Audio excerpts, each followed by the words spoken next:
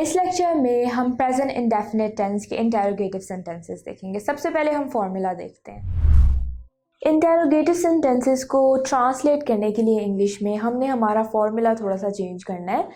हमने WH की family डालनी है। सबसे पहले WH की फैमिली का मतलब कि W में when, where, why, what, who और H में how।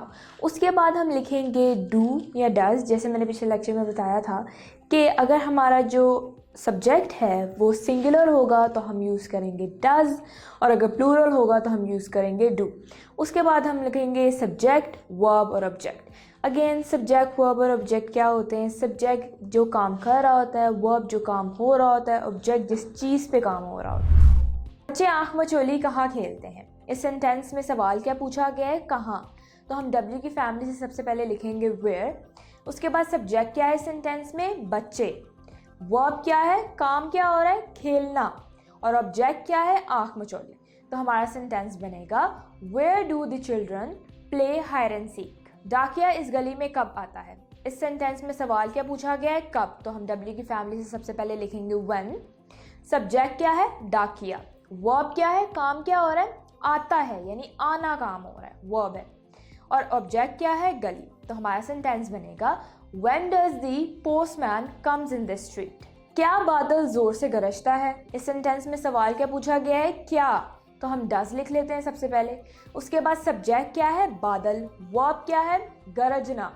इस सेंटेंस में कोई ऑब्जेक्ट नहीं है, तो हमारा सेंटेंस बनेगा Does the cloud thunder loudly? वो अपनी आमदन से ज़्यादा क्यों खर्च करता है? इस सेंटेंस में सवाल क्या पूछा गया है? क्यों। तो सबसे पहले हम W की फैमिली से लिख देते हैं why। उसके बाद सब्जेक्ट क्या है हमारा? वो। वर्ब क्या है? खर्च करना। और ऑब्जेक्ट क्या है सेंटेंस में? आमदन। तो हमारा सेंटेंस बनेगा Why does he spend more than his income? क्या वो अपने किए पर शर्म महसूस करता है? इस सेंटेंस में सवाल क्या पूछा गया है? क्या। तो हम डज ही लिख लेते हैं। उसके बाद सब्जेक्ट क्या है? वो। वर्ब क्या है? महसूस करना, यानी फील। और ऑब्जेक्ट क्या है? इस सेंटेंस में कोई ऑब्जेक्ट नहीं है, तो हमारा सेंटेंस बनेगा Does he feel ashamed of what he did? क्या बशीर रात गए तक आवारागर्दी करता है? इस सेंटेंस में सब्जेक्ट क्या है? बशीर। वर्ब क्या है? आवारागर्दी करना। और ऑब्जेक्ट क्या है? रात। अब सेंटेंस में सवाल क्या पूछा गया है? क्या। तो हम लिख लेते हैं Does Bashir wander late at night? Naseema अपने मामू के यहाँ कितना अरसा ठहरती है? इस सेंटेंस में सवाल क्या पूछा गया है? कितना। तो हम H की फैमिली से सबसे पहले लिखेंगे how। उसके बाद हमारा सब्जेक्ट क्या है सेंटेंस में? नसीमा।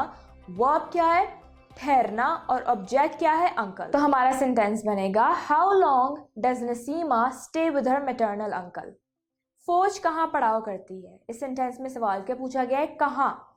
तो हम W की फैमिली से सबसे पहले लिखेंगे where। उसके बाद सब्जेक्ट क्या है हमारा? फौज। और वर्ब क्या है? पड़ाव करना, एनकैम्प।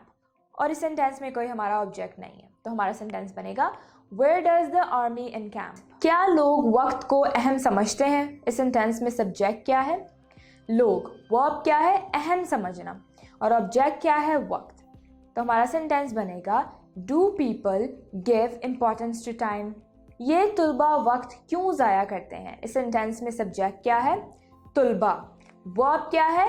ज़ाया करना। और ऑब्जेक्ट क्या है? वक्त। और सवाल इस सेंटेंस में पूछा गया है क्यों, तो हम W की फैमिली से लिखेंगे why do these students waste time? क्या आपकी बेटी बड़ों का एहतराम करती है? इस सेंटेंस में सब्जेक्ट क्या है? आपकी बेटी, योर डॉटर। वर्ब क्या है? एहतराम करना, यानी रिस्पेक्ट। और ऑब्जेक्ट क्या है? बड़ों का। तो हमारा सेंटेंस बनेगा Does your daughter respects the elder? सवाल पूछा गया था सेंटेंस में क्या, तो इसलिए हमने लिखा does।